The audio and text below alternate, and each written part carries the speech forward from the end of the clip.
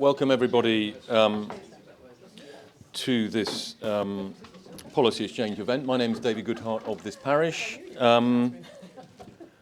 This is the fourth. I think we're halfway through our series of what do we want from the next Prime Minister. And by the way, you are allowed to look at your phones to see who is getting closer to being our next Prime Minister. Rory Stewart has apparently just been knocked out.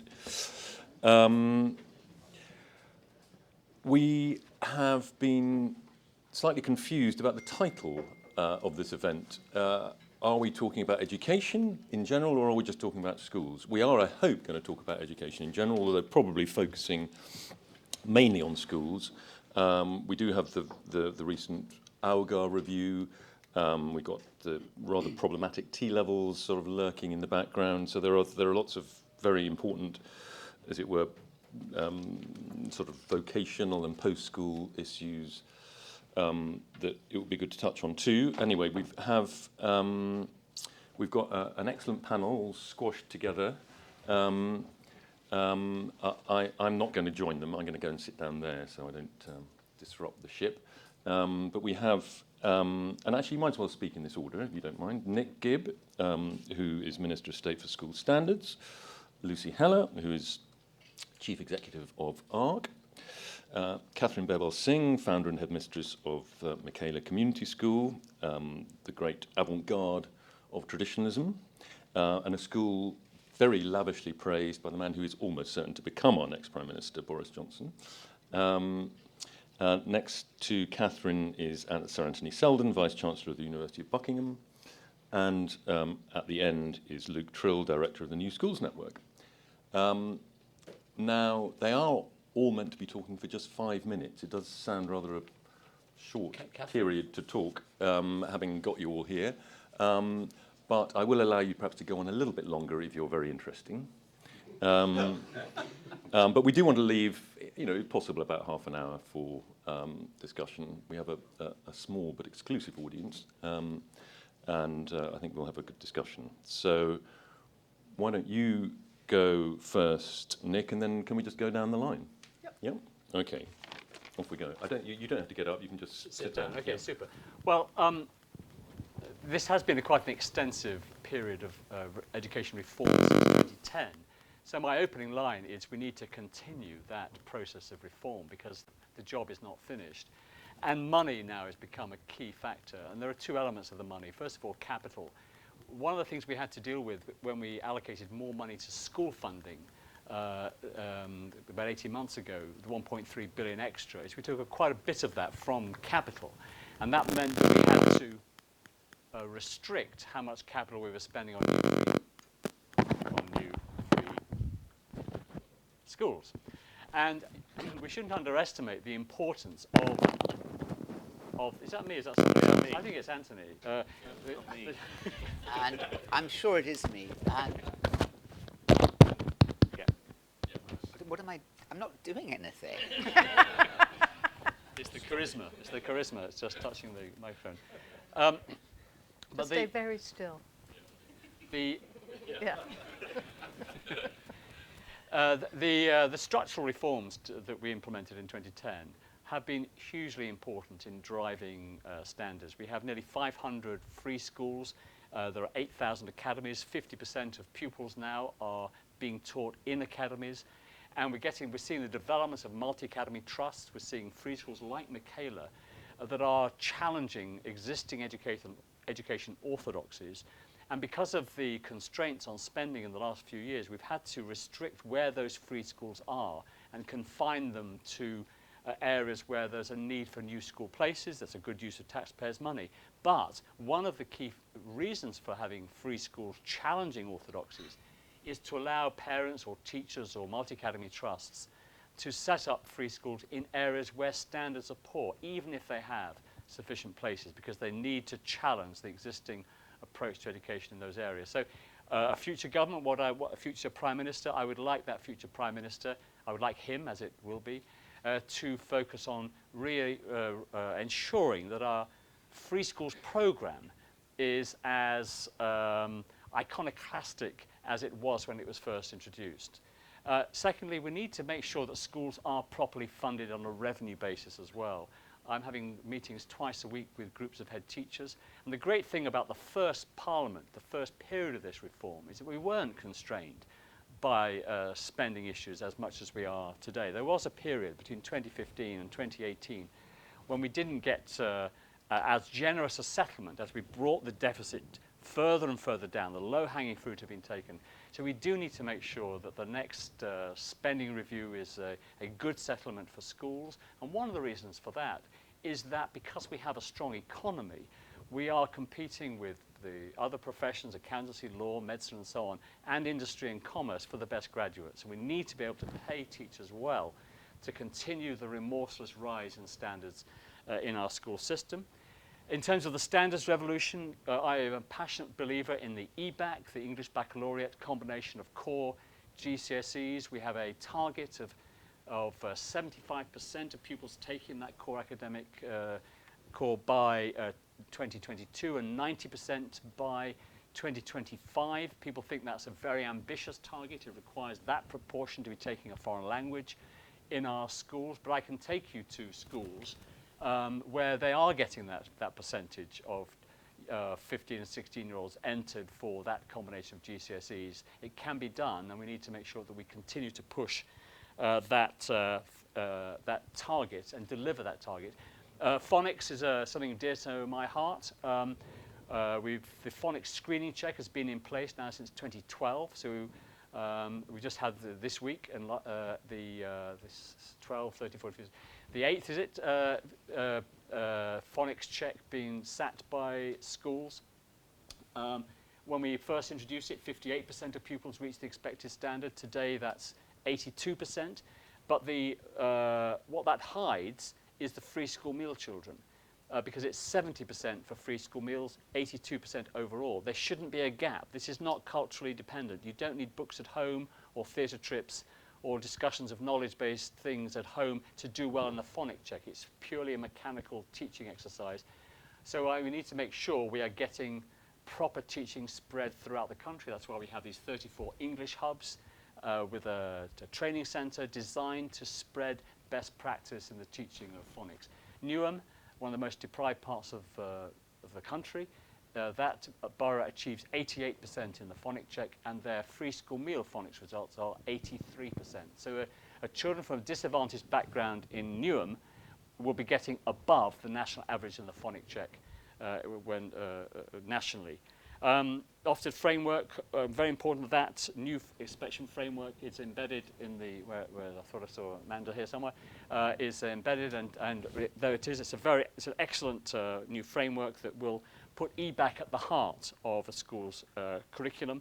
And also it's going to be focusing on reading, so we need to make sure that the new Prime Minister is as wedded to that inspection framework as we all are.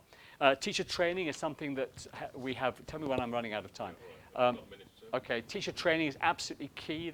The education faculties of our universities are where the progressive education agenda rests. We've got this thing called the Early Career Framework. This is to help teachers in the first couple of years of their career to be taught the evidence-based approaches to the curriculum and teaching. And it's been very successful. It's landed well with the profession. We need to make sure that those approaches are taught initially in the initial teacher training in universities. And that's something else we need to make sure that we roll out properly. Post-16, again, that's been an area of funding we have not protected in real terms, not even in cash terms. So that's a priority for spending review. And tens of thousands of pupils who did not get a GCSE in English and Maths at school have gone on to get those GCSEs at FE because of our funding commitment that they have to take those subjects, English and Maths, if they haven't got a good pass in those subjects at school. That's a very effective policy, very important, despite complaints by the FE sector about it. I think it is right that we continue that approach with the new Prime Minister, because those two subjects, the evidence is that it increases the earning power and the life chances of those young people if they have those GCSEs. And then a little bit about pupil premium. We need to make sure that the pupil premium continues. £2.5 billion a year spending commitment, but it's very effective. We've closed the attainment gap by 10%, since the introduction of the pupil premium, we need to continue that process of reducing that attainment gap, and that's why the pupil premium is right. But we need to make sure that it's spent in the most effective way, and spreading that best practice is important. T-levels are important as well. This is trying to make sure we have a system that's clear for young people who are not going down the academic route, which is clear, A-levels, university, and so on. If you go down the vocational routes, it's less clear, but the Sainsbury Review recommended these T-levels in the 15 different disciplines. I think we need to make sure we roll that out effectively and properly, and make sure that the teaching behind the T-levels is of a high standard. But my overall message is we mustn't let up on the reform process that began in 2010. It needs to continue. It needs to continue until we have every school in this country a good school, delivering the kind of curriculum and the kind of behaviour that we see in the best free schools and academies in the country.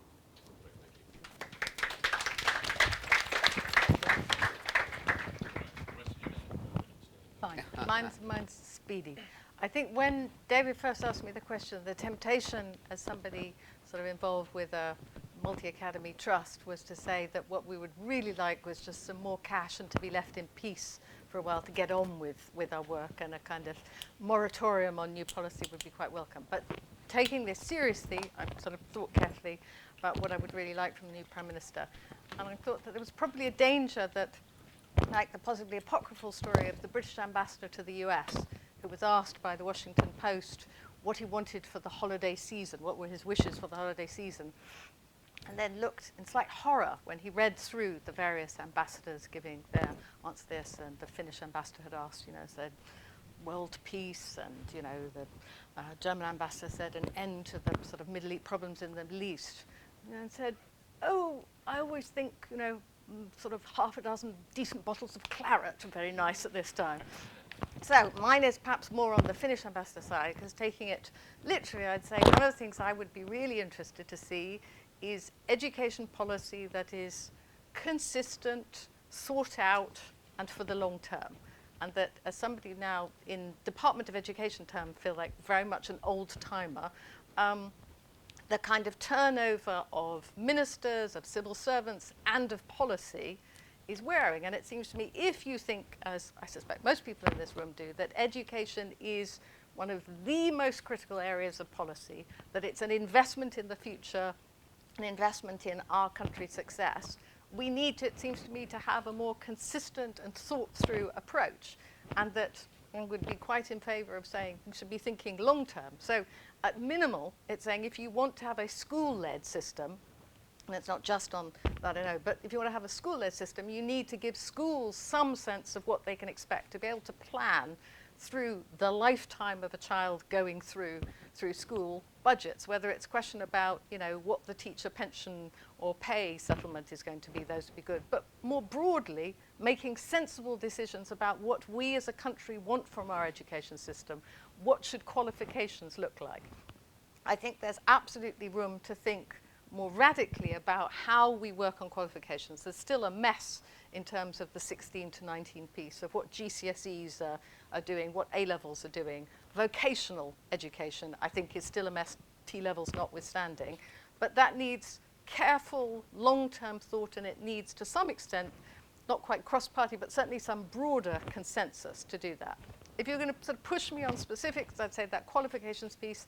The other piece I would make a really strong plea for is on nursery education, that as a result of well-intended policy aimed at helping working parents, we're actually at the moment crowding out those who most need critical nursery education, and saying I think we should be looking at a pupil premium for nursery, which would hugely change things. At the moment, both maintained nurseries and private nurseries are closing down at a great rate because they have been accidentally squeezed out by low funding. We should change that.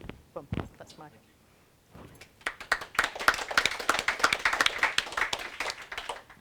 Well, so I'm Katharine Birbalsingh. I think David said that a moment ago. And I wouldn't disagree with anything my colleagues are saying here. I came thinking that we were meant to kind of say, who we thought should lead the Conservative Party. And I think, because, nobody said anything like that, and I think the most important thing for education, ultimately, but you see, the most important thing is that we get someone leading the Conservative Party who's going to unite the right. Because if the right remains broken the way that it currently is, then Corbyn will get into power. And that would be the worst possible thing that could happen to education and to free schools, which I obviously believe in. So we need someone who can unite and who can deliver Brexit, because if they don't deliver Brexit, then Conservatives really are over forever. And then they need to be able to win the populist vote. And if they can do that, then there may be a chance out here somewhere that the Conservatives aren't completely finished. And if someone could save them, and I am rooting for them, I really am, I'm rooting for them because the thing is that in private, I might tell them off and say how terrible they are because they're not doing this right or this detail is wrong and so on. But we need to remember that we have the vampires knocking at the door. And when vampires are knocking at the door, forget about all these details. I don't care who runs the Conservative Party. They just need to save it. And the reason they need to save it is because Corbyn does not believe in SATs. He doesn't believe in testing. He doesn't believe in high standards. He doesn't believe in holding schools to account. He doesn't believe in league tables. He doesn't believe in anything that is good for schools. So if we have a Labour government as it is now, and I'm not, I am no spokesman for the Conservative Party. I am not a member of the Conservative Party. I have no interests in the Conservative Party, but I do have great interest in education. And education will literally blow up. And those of us who might remember the days before 2010, where knowledge was not a word we even spoke about, where the idea of children sitting in desks and rows and looking at their teacher was something that it was considered tyrannical and crazy. Nobody was allowed, and if teachers did it, they had to do it in private in their classrooms and not tell anyone. We remember the days where games and all this post-it notes all over the classroom and matching things together. I mean, I can't tell you how awful it was. And that your senior team would sit at the back of your room and give you a satisfactory to say that you were a rubbish teacher because you weren't introducing enough games. This was normal. And it was only thanks to Michael Gove, who came in, and Nick Gibb, who has continued what he said. I mean, everything Nick is talking about is absolutely true about phonics and so on and what they have managed to do. I am no spokesman for the Conservative Party. I don't like the Conservatives on many days. Nick will tell you this. However, we have the vampires knocking at the door. So all of us who are thinking, oh, well, I quite like Sajid Javid for this reason, or I quite like Boris, or I don't like Boris for this reason, or I don't like... Who cares? We all need to put aside our differences, and we need to pull together, because otherwise, the vampires are going to eat us alive.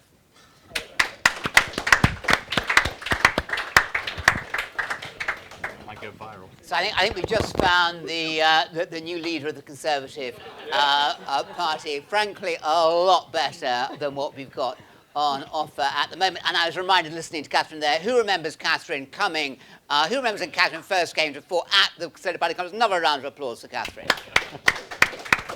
An astonishing, transformative woman. And, we have here in this room many of the real leaders who have undertaken this revolution. And what I think we need to do is just celebrate them. Nick Gibb, probably the biggest single hero of the last 8 years of Conservative rule, almost continuously there, sticking to his principles despite everything, an extraordinary achievement. What Lucy has done and what ARC has done to raise the standards for every child in practice, on the ground, not in theory, but on the ground, with utterly remarkable schools.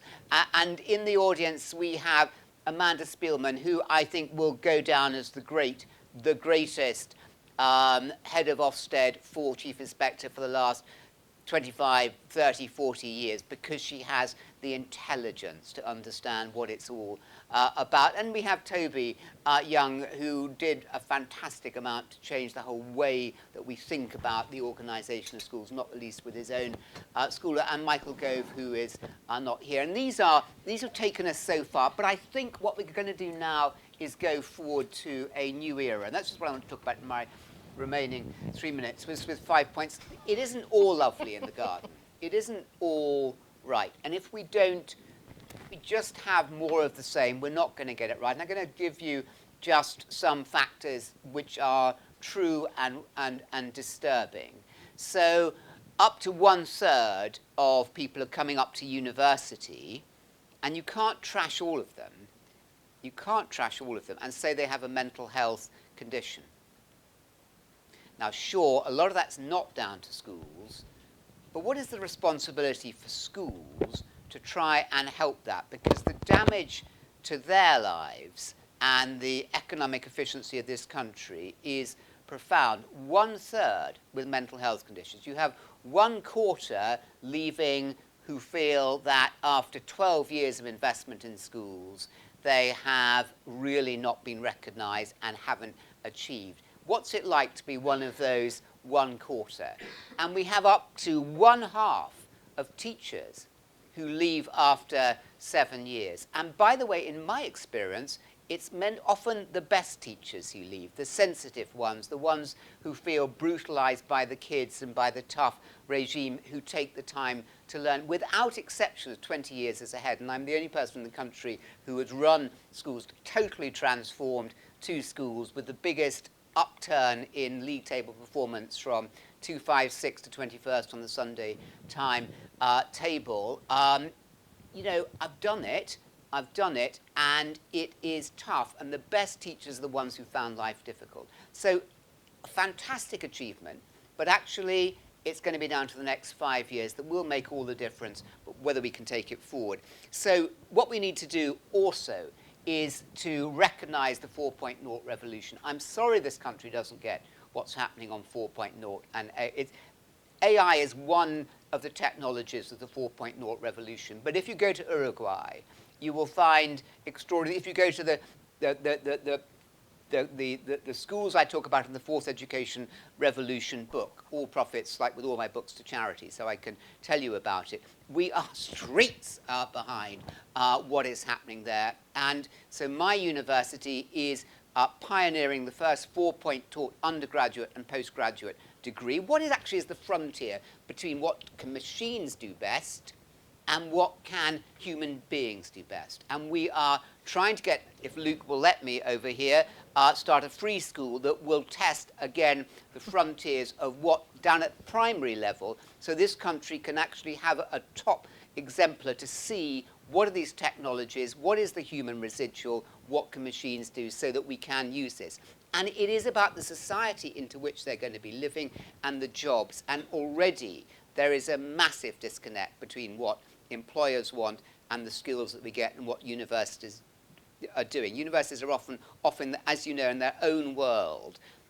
We need to make this whole thing more connected. Think about the end product. We next need to get it more bottom up.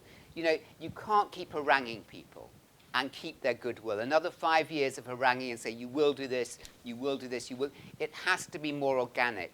We have to get the students, and above all the parents, more involved in the excitement of their schools. The biggest thing I noticed between Wellington Academy, which we set up in 2011, and Wellington College. In Wellington College, 99% of parents came, partly because they'd get a massive ear wagging from me, bashing if they didn't come.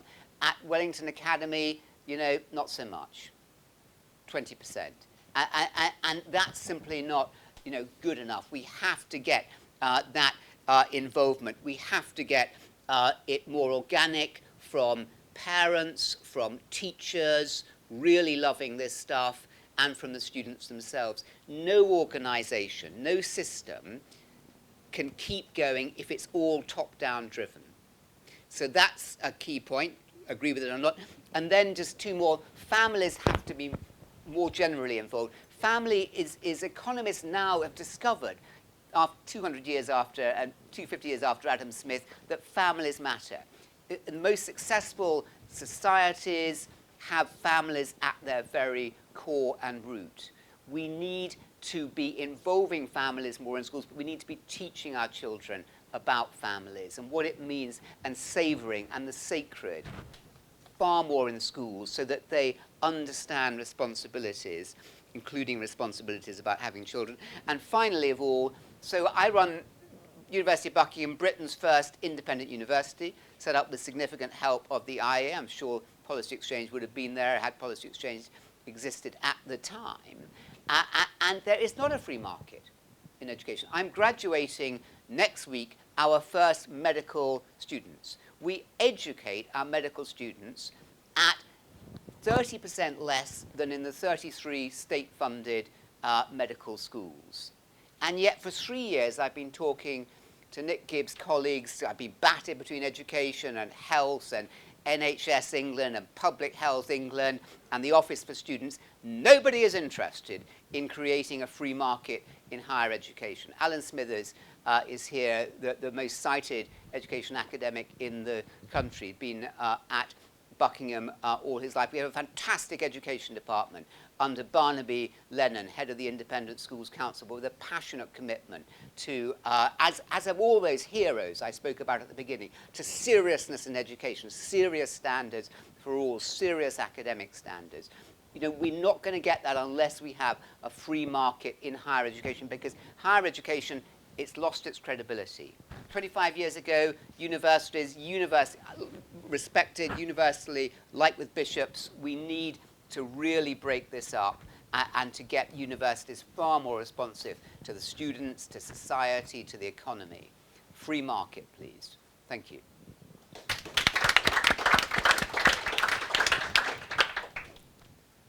Thank you. I think I've got the slightly tricky job of coming after both Anthony and Catherine, but I'll do my best. I actually want to focus on two mistakes that I think the next Prime Minister and next government should avoid, because I think that if you look at education reform over the past 9 years, it's actually a story of two halves. And I think that there was a period up until probably around the referendum when there was confidence in the education reforms. We're very much focused on that ambition for every child. We're pushing forward. And then post the referendum, we seem to have lost some of that. So the first mistake that I think the new government needs to avoid is being timid about our education reforms, is somehow being embarrassed about our education reforms. You remember in 2010, two public service reform programs kicked off. One was Michael Gove's education reforms, and the other were Andrew Lansley's health reforms. And I think they are two very different stories. I think lots of us accept that the Lansley reforms didn't quite deliver what we wanted them to do. But the education reforms have done. And what frustrates me is that we now seem to treat them in the same category. We've got schools like Dixon's Trinity, a free school in Bradford, which is achieving the third highest results in the country. We should be shouting about that. We should be shouting about the fact that more young people are doing the core academic subjects that will set them up to succeed. We should be shouting about the fact that London Academy of Excellence in Newham is sending more pupils to Oxbridge than the whole of Newham did for years before that. And yet we're not doing. It's been one of my greatest sources of frustration that we've tried to downplay that success and become embarrassed. And what we've allowed the debate to become is much more producer-focused than consumer-focused. So what have you heard us talking about in the education debate over the sort of past 2 to 3 years? It's been things around teacher workload, around school funding, all important things, but they're not the consumer-focused issues. They're not the issues that parents and young people care about the most. And it's almost as if, I think education is one of those areas that is really susceptible to producer capture. And I think by the government not being bold enough in recent years, we've allowed that to happen. I think the second mistake is becoming distracted by gimmicks. And the classic example of that, and I think nothing did more to undermine the government's education reform programme than the proposal to reintroduce grammar schools. Because that did two things. One, it undermined the coalition of support for the education reforms, which didn't just span the Tory right, actually spanned people on the left, you know, people like Andrew Adonis and some of the Blairite Labour people. The moment we did that, we polarised the education reforms far more than we had done before. But secondly, we undermined the fundamental argument of our education reforms, which people like Nick have been pushing throughout, which is that every child should be able to do a decent academic education. That actually we're not in an era anymore where we just send 25% of people onto university. We want everyone to do it. So, and it's not just when it comes to grammar schools. I mean, other areas that I'd focus on, I think things like the focus on EdTech can actually be a massive distraction, because you stop focusing on what pupils are learning and the substance of what they're learning, and you get sucked in by gimmicks in the system. And again, another area is the temptation to bash our universities. You know, Britain's universities are one of the few areas in which we remain genuinely world leading. We have the top 2 universities in the world by most of the rankings. And yet what you've seen from government is this bashing of these institutions over the past 2 to 3 years as part of, I don't know what it is, some kind of sort of pseudo-populist agenda. Again, we need to have confidence. We should be going out and trumpeting these institutions and what makes our education system great. And the final point I just very quickly make before I'm shut up is we also just need to now finish the reforms. We need to deliver on that 90% EBAC target so kids from poor backgrounds aren't told they can't do academic subjects. We need to encourage more schools to become academies so they can sponsor others. And as Nick said, we need to get more free schools in the areas that need them, not just on places, but because they've had a school which has been rated no better than RI for 14 years and has never come out of it. So that's my agenda. Thank you very much. Well, your time discipline was not too bad, all of you. But we've got 25 minutes for questions and discussion. So over to you guys. I mean, actually, I'd like to ask, I mean, probably Nick. I mean, I learnt a lot reading the Alga review, and one astonishing fact in it is that we have only 65% of the cohort in this country get to level 3, and the vast majority of them are doing academic A-levels. But most of the big competitor countries in Europe get 85-90% of their kids up to that level. I mean, there is a huge gap there, and that obviously is partly a vocational question. You know, the classic German apprenticeship is a level 3, and we have, you know, and we also continue to have a vanishingly small number of people doing level 4 and 5. You know, the kind of technician classes, as it were, sort of simply don't exist. No wonder employers, you know, just go abroad to fill those gaps. And I mean, I kind of, you know, what are we going to do about that? Those rather basic questions. Well, that's why the Auger Review does talk about the importance of the other routes being able to benefit from the same kind of funding that the academic routes achieve. Why can't you get a student loan for taking a technical qualification? So I think that is an important recommendation by Philip Auger. And we'll respond to, you know, what we're going to do in due course to that report when we have a new Prime Minister. But the other thing is, of course, is that, you know, in the countries that you cite, it is commonplace for young people of all abilities to continue to study maths, to continue to study a foreign language right up to the age of 16 and even 18. And the idea that more than half of our young people drop languages when they're 14 and probably didn't study them that seriously even up until that point, is we are an outlier. It's why we come bottom in all the European leagues on the study of foreign languages. So I feel very passionately about more young people studying that core academic EBAC core of GCSEs, regardless of their background, because then they'll be equipped to flourish in a technical route, because they'll have that intellectual underpinning for both an academic route but also for a technical route.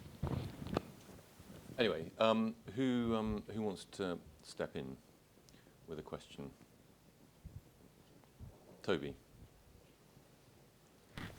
Thanks, David. Thanks to all of you. Thanks for the tribute, Anthony, though I couldn't help feeling that Amanda's was more fulsome than mine. I guess I wanted to ask specifically, we kind of know what works now. One of the kind of ongoing debates I had when I did Luke's job at the New Schools Network within the New Schools Network was, well, you know, proposers for free schools come forward and they propose to set up innovative free schools. And 9 times out of 10, innovative was a euphemism for project-based learning. And you know, we've now got pretty robust evidence that project-based learning isn't very effective, and it's not very effective in the most disadvantaged areas. We know, I think, one of the rationales for the free schools policy was that it creates a space for innovation and experimentation so we can see what works.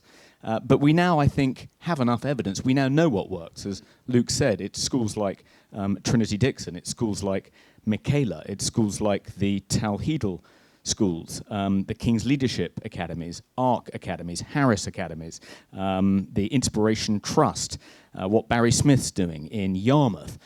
It's all pretty much along the same lines. It's essentially an English version of the urban, no excuses charter schools model. And we now, I think we've got about 40 years of evidence in America that those are the most effective types of charter school. It's now becoming pretty obvious that the most successful academy chains, the most successful free schools, pursue exactly that same approach. What can we do, Nick, to create incentives within the system, not just to create more free schools like that? And I think that was very much a characteristic of the latest round of free schools to be approved. They all, not all, but nearly all, met that template. What can we do to encourage other schools which aren't succeeding to start behaving more like the schools which are succeeding? Now that we know, now that we've accumulated the evidence, let's forget about choice. Let's forget about innovation. We know what works. Let's just try and roll out at scale what we know works. How do we do that? Well, a number of ways we've been doing that. This whole philosophical debate about the right approach to education has been at the core, really, of what we've been trying to do for the last 9 years. So there's a number of things. We did establish the Education Endowment Foundation, and that has acquired a lot of credibility with the sector, and it is very evidence-based. And so that's one source. Things like the Multi-Academy Trust league tables that we are publishing, and I try to make them as clear as possible. I'd like to have numbering as well, but I'm getting some resistance from officials for that. But you can now go on to the the website of the department. You can look up a multi-academy trust, and you can see where it is, where it's above average, well above average, and you can scroll down and see what it is, where it is in the rankings, on the basis of mats of a certain size, and they've got to have had a school for 3 years for it to count in their league table. And we measure it on Key Stage 2 results, we measure it, the combined English reading, writing and maths, and we measure it on Progress 8 and EBAC entry, and you can see. And I think what should happen is that maths should be looking to see why they're not up at the top with the others and start to learn from best practice. The other things we're trying to do is also to things like the early career framework, is trying to take an approach to behavior management, to curriculum and so on. And we are training teachers in that evidence-based approach to those things through the ECF that we then want to track back into initial teacher training. So it's not just one silver bullet for these issues. It is trying to spread this approach through multiple routes. Can I just... Yeah, okay. Will you go? Yeah, and Katharine and Luke. Okay, I I just want to say that my caveat, clearly I'm a believer ARC sort of signed up to all of this. I think the proof, however, is actually slightly trickier than you think.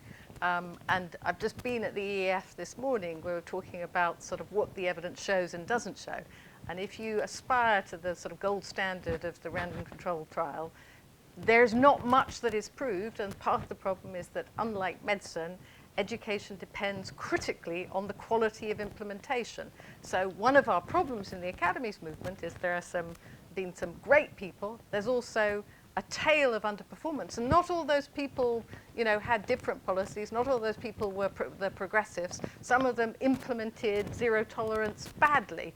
And so I think it's tricky, and we have one of the things that I would want very much the next government is precisely to be focused on how you get that evidence and pinning some of it down. But while a huge tail of underperformance exists in the academies movement, it's tough to say that there's straightforward evidence. Okay, well, Katharine?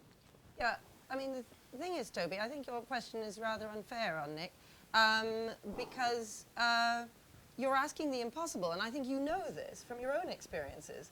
The thing is that Lucy will have loads of experience of trying to find head teachers to run her schools. If the heads don't believe the things that you are saying are obvious, and they not only don't believe it, but they don't even know what it looks like. They don't understand what you're talking about. They can't possibly implement that. And then, Anthony as well will have, teachers, when you're hiring teachers. If they believe things that are wrong, and everyone, if so many people in education think in a progressive manner, which they do, it's all well and good saying, well, the evidence shows, and as Lucy just pointed out, it's quite difficult to argue that because there's so many factors that come into play when you want to compare one school with another school or even one class with another class, because it depends on the backgrounds of the children. It depends on the culture that is in that class. It depends on the culture in the entire school. It depends on various leaders. You get one leader, so you have at one school which is doing all the things that you love, but then the head goes and another head comes in. Well, it could change the whole thing. So there's so many different factors. It's really difficult to say, well, it's obvious. And the fact is, we have been very progressive for the last 50, 60 years in this country. And everyone has been taught under that progressive regime. So when I say, let's look back to 2009 and what it was like then, it's amazing that we're even talking about skills versus knowledge and explicit instruction versus discovery learning. We never used to have those discussions. We have made huge strides in the last 10 years. It's amazing. And I have to say, education is a slow burner. I mean, this is my life, and I fight for what I think is right in education. But I've always believed that it will not happen in my lifetime. I feel I will get to the end and I will hand the baton on to somebody else. And that's what we do in life. You give what you can to the universe and then you hope somebody else carries it on. And if you haven't been to Michaela, I mean, there's only a certain number of people that can go to Michaela. It is a total eye-opener.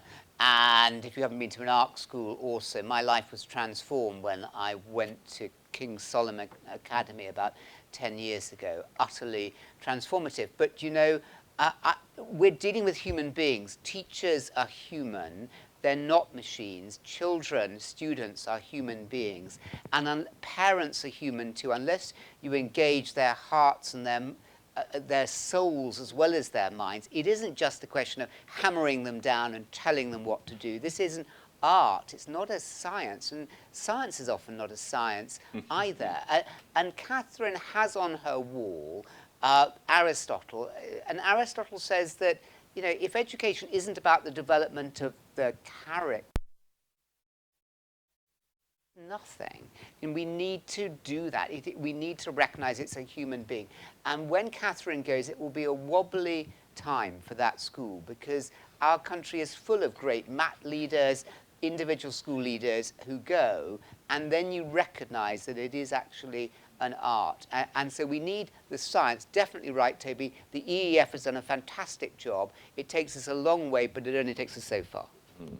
So if you can't clone Katharine 1,000 times... We could clone Katharine, maybe we can. Right. Yeah, Luke. And I, obviously agree with Toby and Nick. The evidence does point towards the fact that, things like direct instruction and knowledge-based curricula work and are the most effective. What I would caution, though, is that we end up becoming the new orthodoxy and we don't allow ourselves to be challenged, which is why at NSN, actually, I'm entirely happy to support schools, like School 21 or Doncaster XP, who do project-based learning, actually do it really very well. I have questions about whether that's replicable across the system, and it requires a certain approach and a certain form of leadership, and School 21 works very well because it's in London and has access to lots of resources. But I do still think we need those challenger. The whole point of the Free Schools programme is to bring in challenger schools which can upset the apple cart, so we don't just preach what we believe and don't subject it to any challenge at the same time. Well, my daughter actually taught at School 21, and it drove her to Ghana. So to garner what? Knowledge. Joanna. Two of the most recent crop of GCSE exams have hit the headlines. One was a maths paper, I'm sure you're aware, where children were asked to count the calories in a breakfast, and this triggered a number of children who had an eating disorder, and the exam board apologised for that question having been included. The other one was from a literature paper where an extract was used that, even though it didn't discuss rape in the particular extract on the exam paper, was part of of a novel or a short story that included a rape scene at some point in that short story, which upset a number of pupils, and the exam board also apologised for that. With this in mind, do you think that Theresa May's plan that all new teachers should receive training in how to identify and, I guess, deal with children showing mental health problems in the classroom, do you think this is a good idea? Do you think this is likely to ameliorate this system of this kind of complaints that are arising about particular exam questions, or is it likely to make the situation worse? You want to jump in on that one? Well, Anthony? I mean, the reality, Joanna, is, as you know, we don't really know whether there is more mental unwellness amongst young people or whether it's merely that people are reporting more, or often copycat cases that are spreading. We also don't really know what might be causing it if it is happening, and we don't really know what to do about it. But what we can say is that the effort goes into waiting for children to get mucked up, and then you rush in and you have more therapists, more counsellors, terribly expensive, more psychiatrists. We need to build resilience at the top. We need to build amongst the parents too coping ability. I mean, life is often shite. Life is really difficult, you know, and we need to build that resilience that will allow our children to cope much better and to think of other people rather than just themselves and their own anxietal thoughts. So that is what we should be doing. My worry is that the knee-jerk response is always more therapists, more pills. By the way, a pill has never helped anybody. 70 million antidepressant pills. It doesn't help. It just numbs the brain. It makes it go fuzzy. It doesn't take the problem away. We need to build resilience and character development, as Aristotle said, as Jefferson said, but do it really well and in a very aspirational and demanding way. I mean, Anthony, I would come back. I think it is a little bit dangerous to say things like pills have never helped anyone. I think you're in danger of, actually slipping vaguely into the sort of anti-vaxxer mode when you say that there are clearly some people for whom, you know, well, okay, particularly short-term. Well, that's a point of information. Obviously, Luke, sorry, I can explain. In the short term, it helps numb the problem. It doesn't help a long-term resolution, which is why it's really important you understand this, Luke, in your job. It's really important you understand. It's about building capacity. Yes, we're talking about schools, not about drugs. Anyone else desperate to come in on that one? Or if not, let's get in a couple more questions. Gentleman over there. Oh yes, say who you are, by the way. Loic Menzies from LKM Co. And slightly builds on this, but from a different angle, is that I see time and again schools getting distracted from the core business of teaching and so on by having to fill gaps, dealing with those mental health issues or whatever other social issues, whether it be washing kids' clothes or whatever, which is taking teachers away from what they should be doing. So if we want to help teachers focus on what they should be doing, what does the next Prime Minister or Education Secretary need to do to free schools up to focus on those things and take that slack up somewhere else?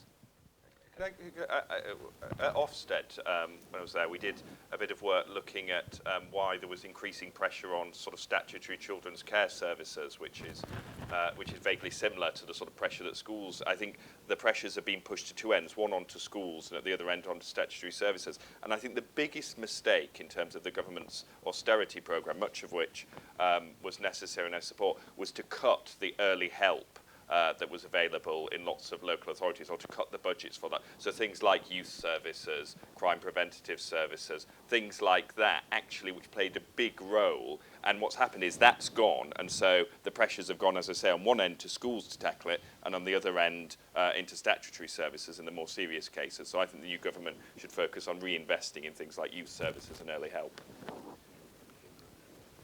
I just briefly, I mean, I do think there is a real mental health problem amongst young people, and we don't, as Anthony says, we don't really know the cause, but we suspect the cause. We suspect it is things like social media, children spending too much time looking at a screen, not out in the fresh air, not talking to their parents, not building up relationships with friends and things.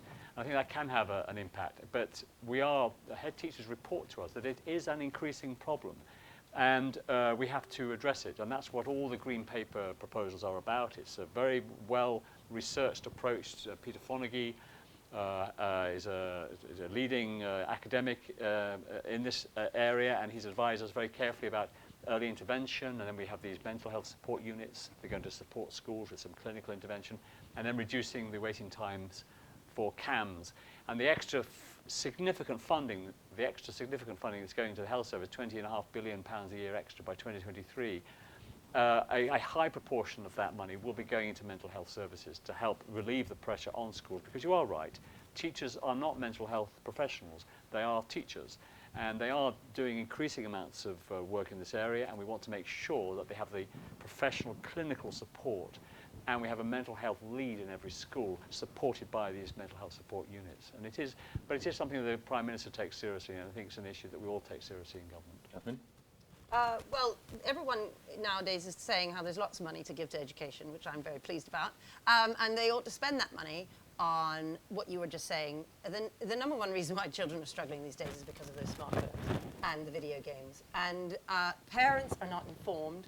Government should have a massive campaign, and I mean millions needs to be spent on this, where on every billboard we're talking about this, where if you see a parent putting a phone in front of a toddler, there would be a sense of shame that it should not be done, because if you put that phone in front of the toddler, and they will then struggle to read later. And then you'll say, but my child just doesn't like reading. No, it was because you put the phone in front of them when they were 2, because a book simply cannot compete with what a smartphone is going to do for you. Not only that, I mean, there's loads of evidence. It's not that we don't know, we do know. There's loads of books written on this about how it breaks the brain, it breaks the memory chain. What happens is it goes bing, bing, bing, and you are not able to concentrate anymore. So the normal narrative arc that happens in a book that goes like this, children don't follow anymore. They have 20 seconds of some bald man's head that they're videoing, and then oh, look at him, he looks naff, blah, blah, blah, and then that's it. And they're on Snapchat, Instagram, and WhatsApp. They are getting involved in gang behavior, all this nonsense that, about knife crime and so on. I'm telling you, it is massively increased. I see it. This is my life. This is what I do. Through smartphones. How do they talk to each other? Through Instagram. Why do they have the gang fights? Why do they have the stabbing each other with compasses and all sorts of madness? Why does this happen? Because somebody dissed somebody on Snapchat. Somebody said something to somebody else's girlfriend on Instagram. It is, now you'll say these things always happened. These things are on the increase, are they not, right? And the problem is we haven't yet seen just how bad things are going to get. Because those 2-year-olds who started on smartphones really didn't become a thing for everyone until maybe 2012, 2013, 14. So those children haven't yet reached me. And I'm telling you, by the time those kids who started on smartphones when they were 2 and they get to 16, we're about to fall off a cliff with this. And I keep talking about it, and people say, oh, you're exaggerating, oh, you don't realize. And it tends to be middle-class people. And the reason why middle-class people think that is because they might have the wherewithal at home, or they have nannies, or they have 2 parents at home, or whatever it is. If you've got certain advantages, you are able to say, okay, actually, I'm putting a limit on that. You're only allowed to do that for 1 hour a night, and so on. Children are on their smartphones for hours, 8 hours a day. This is on a school day. They will be on their phones in the middle of the night till 2, 3 in the morning, and then they're sleeping through the day. Now, parents will then argue they want the smartphone because it's a great babysitter. You hand the smartphone to the child, and then the child doesn't need looking after. It means that they're no longer able to play board games or talk to each other or make friends or ask questions or be interactive in a social way. And of course that affects their mental health. And of course it makes them anxious and depressed. When I tell parents, look, you're giving a 13-year-old boy a smartphone. Do you remember the days when porn was on the top shelf, the porn magazines, and you couldn't see them? Well, now you're giving them a device where they can access porn immediately. You find me the 13-year-old boy who isn't going to be accessing porn immediately when he's got that smartphone. Those of you who have 13-year-old boys yourselves, beware. If you've given your child a smartphone, you have given them a porn magazine. It's actually much worse because the magazine doesn't move. Unfortunately, on the smartphone, the things that they will be seeing will destroy their innocence and make them have all sorts of mental health problems and join gangs and carry knives. And then we wonder why the capital is spinning out of control. I'm telling you, social media is our #1 problem. And if government wants to help schools, that is where they should be putting their money. But what should they do? Well, they should have a huge campaign. So millions, so as to I say, what? on billboards, they'd be giving information. They'd be telling, so in hospitals, at the moment, you have a nurse that comes around, exactly, just like cigarettes. At the moment, the nurse comes around and says to you, here are a couple of books that you can read. In fact, what the nurse says to you is, you don't actually have to read the words, just talk about pictures, and, you know, that's all you need to do with your child. I mean, that's what they do now. What they ought to be doing is going around with a whole long list of, make sure you don't give them a smartphone, here are some actual books, let's start reading from when they're tiny, let's take books seriously, you know, look, the big tech CEOs in California, Bill Gates, Steve Jobs, all those guys. Steve Jobs, when he was asked in 2010 what his children thought of the iPad, said, well, my children would never look at the iPad because it's really dangerous. Why would I give my children the iPad? Bill Gates' children did not have access to the internet on their smartphones until they were 16. Same thing for all the big tech CEOs. They protect their own children and they make their money and fly around in their private jets off your backs, off the backs of my families who have absolutely no idea what they are doing to their children. They don't know. And the problem is that by the time I tell them, their child is already addicted. These Snapchat and Instagram hire addiction teams, that's what they call them. And they hire people whose only role is to make the app more addictive. And they want to addict children, and they're very successful at this. And then I have children at GCSE who are saying to me, Miss, I want to do my revision. I really want to, but I just can't get off my phone. And they're desperate, and they don't know what to do. And the mothers are crying and saying, I've got 2 jobs. I can't be there in the evening. She's on her phone all the time. What do I do? What do I do? There's nothing I can do because it's too late. Because what needed to happen was that when she was 3 or 4 or 5, somebody should have told the parents the dangers. Now, I'm certain that the things I've told you right now, and you are pretty informed people, will have been things that you'll have thought, actually, I didn't realize that. I had never thought about that point about porn. I never really thought about any of this sort of thing. Did you know about breaking the memory chain? Did you know about the narrative arc? Did you know? I mean, you won't necessarily have known these things. And this is you, let alone the families who come to my school and who go to many of our schools. The fact is that it is just like with cigarettes. There's a warning. There's a warning on the packet telling you what you're going to do. There should be a warning on all smartphones. Give this to a child under 16 and you are putting their lives at risk. Well, I was going to say we should end on that note, but there are actually a couple of questions. Come on. Yeah. Well, we've got 5 more minutes, yeah? There's always a problem waiting till the end to make one's offer. My name is Carl Parsons. I'm a retired professor of education. I love coming here. I don't feel at home when I'm here, but I thought I would bring gifts with me. But having heard everything, it's like you go to a party and you hand over your gifts and they will be left on one side. But you're going to get them anyway. Give it to us and then we'll decide whether to leave it on one side. One is that I would like to see our next Prime Minister change the DFE policy so that it does not enforce academisation. The second is that I would like to see academies being allowed to rejoin a local authority. I mean, if the academy movement is so great, the competition will be such that they'll hang on to them. Third thing is, local authorities are still there. I haven't heard it mentioned, but they're still there, and they have certain responsibilities. And I would like these strengthened a little in some areas, like overseeing and enforcing the regulations to do with exclusions. Finally, I think these things, by the way, make the whole education policy that we're seeing at the moment less aggressive, more conciliatory. But maybe there should be less, this is where I get nasty, I'm sorry.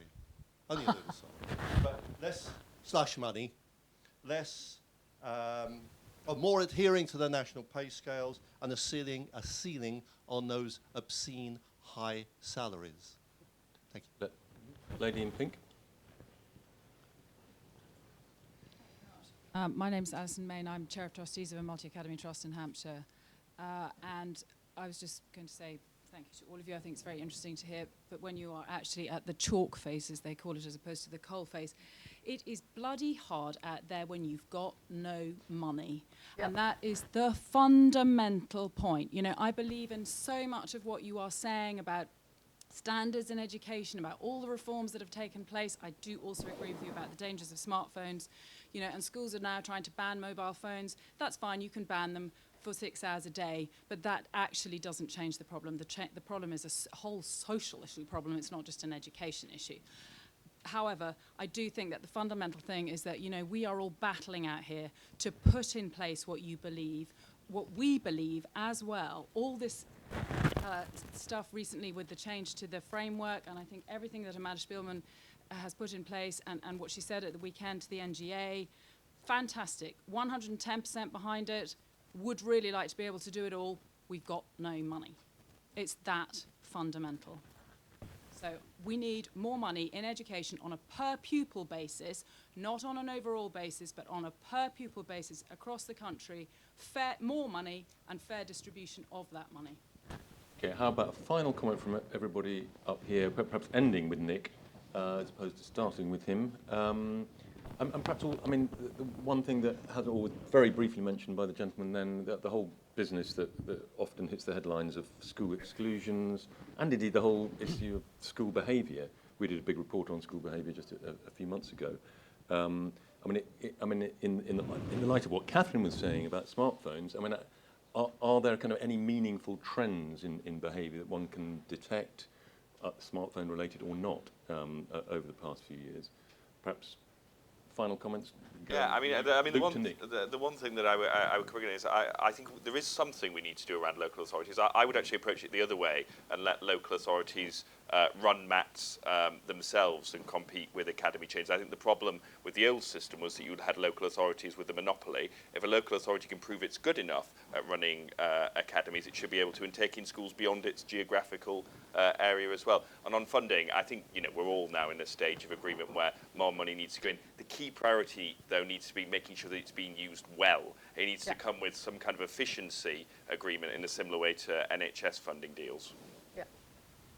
So I'd like to say we need more trust back in our schools. We need to trust and respect teachers. Paying them more will help, but we need to value our teachers much, much more. We need to value our students much more. It cannot continue to be this top-down diktat from the centre, because you don't get the wholehearted buy-in. Of course we need more money, and we also need more money. Katharine is right, although the evidence is, you say it's there, it's not yet conclusive about what is happening. We clearly have a massive issue, and this is even before AI fully begins to take over, and then it will really, really hex us, because it will get right inside the children's minds even more. We have a complete massive problem there that we need to give more time to. But I do think we're building on great success. But the next stage needs to just get a lot more buy-in from parents, from teachers, and indeed from students themselves, and from employers, to get them more involved in the kind of schools that we have. Yeah, well, I'm not sure you and I would agree on much.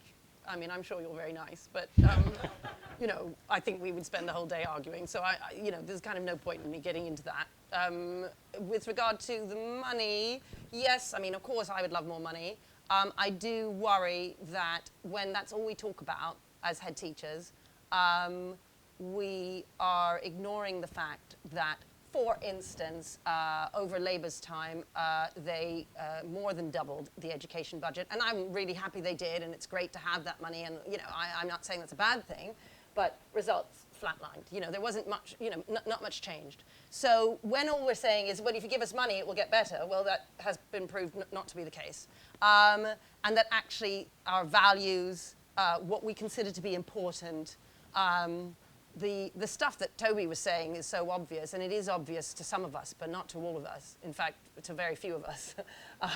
That's the stuff that would really change things. And sadly, we're just talking about money, and that's not to say that money isn't important. It is, but it just means that the stuff that I think is far more important gets left by the wayside.